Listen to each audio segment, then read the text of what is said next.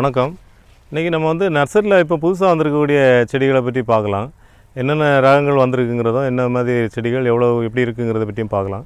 இது பார்த்திங்கன்னா ஜப்போட்டிகா செடி மரம். அதாவது ஜப்போட்டிகாங்கிறது ஒரு மீடியம் சைஸ் மரம். தரைப்பகுதியில் தான் வளர்க்கணும். பார்த்திங்கன்னா இது க்ரோ பேக்கில் இருக்குது. ஒரு 18 க்ரோ பேக்கில் இருக்குது. ஆனால் நல்லா வளர்ந்து க்ரோத் ஆகிருக்குது, நல்லா வளர்ந்துருக்குது. 5 அடி 6 அடி ஹைட்டில் இருக்குது. இது சின்ன செடிகளாகவும் கிடைக்குது. இப்போ ஆக்சுவலாக பார்த்திங்கன்னா இந்த ஜப்போட்டிகாங்கிறது வந்து கொஞ்சம் ரேர் வெரைட்டி. இது வந்து பார்த்திங்கன்னா இந்த தண்டு பகுதிகளெல்லாம் காய் வரும், பழம் வரும். நம்ம கிரேப்ஸ் இருக்குது இல்லையா, திராட்சை பழம் இருக்கிற மாதிரி வரிசையாக இதில் காய்கள் இருக்கும். கொஞ்சம் லேட் ஆகும். ஆனால் நம்ம தரைப்பகுதியில் வைக்கும்போதும் ஒரு 6-7 வருஷம் ஆகும். இது அடுத்து நம்ம பார்க்குறது பார்த்திங்கன்னா மில்க் ஃப்ரூட்டு இது வரைக்கும் நமக்கு வந்து விதை செடிகளாகவும் ஒட்டு செடிகளாகவும் வந்தது. ஒட்டு செடிகளாக வரும்போது சின்ன செடிகளாக தான் வந்தது. இந்த வாட்டி பார்த்திங்கன்னா ஒரு 3 அடி ஹைட்டில் வந்திருக்குது. இது வந்து நல்ல க்ரோத் நல்லா இருக்குது. செடிகளுடைய க்ரோத் நல்லா இருக்குது. இது அப்ரோச் கிராஃப்டிங்கில் பண்ணியிருக்காங்க.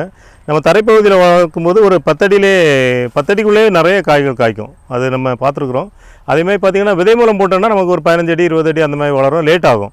இது தரைப்பகுதியில் வளர்க்கும்போது ஒரு 2 வருஷம் 3 வருஷத்துலேயே காய்க்க ஆரம்பிக்கும். இது பார்த்திங்கன்னா வெல்வெட் ஆப்பிளும் அப்படி தான். நம்ம விதை மூலம் வந்த செடிகள் தான் இது வரைக்கும் நிறையா வந்தது. அதே சமயத்தில் கிராஃப்டட் செடி இருந்தாலும் ரொம்ப சின்னதாக வந்தது. இப்போ பார்த்திங்கன்னா இது ஒரு 3-4 அடி உயரத்தில் செடி ரொம்ப நல்லா சிறப்பாக இருக்குது. அப்ரோச் கிராஃப்டிங் நல்லா இருக்குது. இதுவும் அதேமாதிரி தான். நம்ம ஏற்கனவே மில்க் ஃப்ரூட் சொன்ன மாதிரி ஒட்டு செடிங்கிறதுனால சீக்கிரமாகவே பழம் கொடுக்கும். இது தரைப்பகுதியில் தான் வளர்க்க முடியும். தரைப்பகுதியில் வளர்ந்தால் தான் நல்ல பழங்கள் கிடைக்கும். அடுத்து நம்ம வந்து பார்க்குறது லவ்லோலிங்கிற செடி. இது லவ்லோலிங்கிறது பார்த்திங்கன்னா இந்த செடியில் வந்து வரக்கூடிய காய்கள் வந்து பார்த்திங்கன்னா அந்த கலாக்காய் இருக்கிற மாதிரி வரும். கலாக்காய் மாதிரி சின்னதாக வரும். அதே மாதிரி கிட்டத்தட்ட அதே கலரில் தான் இருக்கும். இது வந்து மாடி தோட்டத்தில் வளர்க்கலாம். இது பார்த்திங்கன்னா இந்த தொட்டிலே இந்த சைஸ் வளர்ந்துருக்கு. தண்டு இவ்வளோ பெருசாக இருக்குது. இதெல்லாம் காய் வந்த செடிகள் தான். ஆக்சுவலாக பார்த்திங்கன்னா இது ஊறுகாய் வைக்க பயன்படுத்துவாங்க. ஆக்சுவலாக இதனுடைய காய்களை வந்து ஊறுகாய் பயன்படுத்துவாங்க. நல்ல ரொம்ப டேஸ்ட்டாக இருக்கும், டிஃப்ரெண்ட்டான டேஸ்ட்டாக இருக்கும். அதாவது நிறைய ஹெல்த் பெனிஃபிட் உள்ள செடி இது. நம்ம கலாக்காய் சொல்கிறோம் இல்லையா, அதே மாதிரி இதுவும் ஒரு ஹெல்த் பெனிஃபிட் உள்ள செடி. கேரளாவில் பார்த்திங்கன்னா இது அதிகமாக பயன்படுத்துவாங்க. இப்போ நம்ம பக்கங்களே இது அதிகமாக பயன்படுத்துகிறாங்க. இது நம்ம சின்ன செடியாகவும் இருக்குது. பார்த்திங்கன்னா இந்த இருக்குல்ல, இதுமாதிரி இந்த சைஸில் கூட செடிகள் அவைலபிளாக இருக்குது நம்மகிட்ட. ரொம்ப ஈஸியாக க்ரோத் ஆகும். அது வளரும்போதே இலைகளும் பார்க்குறது ரொம்ப அழகாக இருக்கும். இந்த மாதிரி இருக்கும். அடுத்து வந்து அவகாடோ செடி. அவகாடோ நம்ம பட்டர் ஃப்ரூட்டுன்னு சொல்கிறோம்ல, நம்ம ஜூஸ் பர்பஸுக்கு யூஸ் பண்ணுறது. இதுவும் கூட பார்த்திங்கன்னா ஏற்கனவே விதைகள் மூலம் வந்த செடிகள் தான் நிறையா வந்தது. இப்போ இந்த வாட்டி ஒட்டு செடிகள் வந்திருக்கு. அப்ரோச் கிராஃப்டிங் நல்லா க்ரோத் ஆகுது. இது அப்ரோச் கிராஃப்டிங்கிறதுனால நம்ம தரைப்பகுதியில் வளர்க்கலாம். தரைப்பகுதியில் வளர்க்கும்போது சீக்கிரமாகவே நமக்கு ஈல்டு கிடைக்கும். அடுத்து வந்து நம்ம கொக்கோ பார்க்கலாம். கொக்கோ வந்து நம்மள சாக்லேட் தயார் பண்ணுறதுக்கெல்லாம் பயன்படுத்துகிறாங்க. இதை வந்து நிழல் பகுதியில் வளர்க்கணும். ஆக்சுவலாக பார்த்திங்கன்னா நம்ம ஒரு தென்னந்தோப்பு அந்த மாதிரி ஒரு தோப்பு மாதிரி உள்ள இடங்களில் நிழல் பகுதியில் வளர்த்தனாக்கா நல்லா வளரும், நல்லா காய்க்கவும் செய்யும். இது எல்லா இடமும் வளரக்கூடிய செடி தான். தரைப்பகுதியில் வளர்க்கணும். மாடி தோட்டத்தில் நம்ம இதை வளர்க்க முடியாது. அடுத்து வந்து நம்ம கொக்கோ ப்ளம்ங்கிற ஒரு செடியை பார்க்கலாம். இது வந்து பார்த்திங்கன்னா நம்ம இதனுடைய பழங்கள் வந்து பார்த்திங்கன்னா ப்ளம்ஸ் மாதிரி இருக்கும். அதாவது உள்ள ப்ளஷ் வந்து ப்ளம்ஸ் மாதிரி இருக்கும். செடி நல்லா க்ரோத் ஆகிருக்குது. நம்மகிட்ட வந்து ஒரு 6 மாதத்துக்கு மேலே ஆயிடுச்சு. இதுவும் கிராஃப்டட் செடி தான். பார்த்திங்கன்னா தெரியும், பட்டிங் மெத்தடில் பண்ணியிருக்காங்க. கிராஃப்டட் செடி நம்ம தரைப்பகுதியில் வச்சோன்னாக்கா நிறைய பழங்கள் வரும். இந்த பழங்களுடைய தன்மை என்னென்னு நீங்கள் பார்த்தீங்கன்னா நிறைய ஹெல்த் பெனிஃபிட்ஸ் இருக்குது. இப்போ நம்ம சொல்கிற வெரைட்டிகளில் இல்லை புதுசாக இருக்கிறதுனால உடம்புக்கு எந்த கேடும் கிடையாது. எல்லாமே பழைய ரகங்கள் தான். இது சில பகுதிகளில் இருந்ததை நம்ம இப்போ கண்டுபிடிச்சி நமக்கு கிடைக்க செய்கிறாங்க. ஆக்சுவலாக இது நல்ல ஹெல்த் பெனிஃபிட் உள்ள ஒரு பழம். அடுத்து நம்ம வந்து அக்காய் பெரிங்கிற ஒரு ஃப்ரூட் வெட்டியை பார்க்கலாம். இது பார்த்திங்கன்னா இதனுடைய பழங்கள் வந்து கிரேப்ஸ் மாதிரி இருக்கும். நம்ம திராட்சை பழம் இருக்கிற மாதிரி தான் இருக்கும். இதனுடைய இலைகளை பார்க்கும்போது அரிக்கா பாம்ஸ் அழகாக வளர்க்குற பார்த்திங்களா, அந்த செடி மாதிரி வளருது. இது ஒரு பாம் வெரைட்டி தான். அந்த அரிக்கா பாம்ஸ் மாதிரி இது ஒரு பாம் வெரைட்டி. இது அழகாகவும் வளர்க்கலாம். நம்ம பாம் ஒரு வீட்டுக்கு முன்னாடி கூட வளர்க்கலாம்.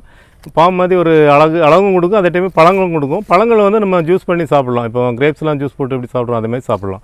நிறைய காய்க்கும், ஈஸி மெயின்டெனன்ஸ். இது வந்து காஃபி செடியில் பார்த்திங்கன்னா இது ரொம்ப ஸ்ட்ராங் வெரைட்டி.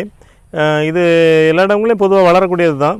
கொஞ்சம் குளிர் இருக்கக்கூடிய இடங்களில் காய்கள் நிறையா காய்க்கும். அடுத்து நம்ம ஜாதிக்காய் செடி பார்க்கலாம். ஜாதிக்காயில் கூட பார்த்தா இது ஒட்டு செடி. இது வந்து பார்த்திங்கன்னா நம்ம ஏற்கனவே நர்சரியில் வந்து விதை மூலம் வந்த செடிகள் தான் வந்து அது காய்க்கிற கொஞ்சம் லேட் ஆகும்.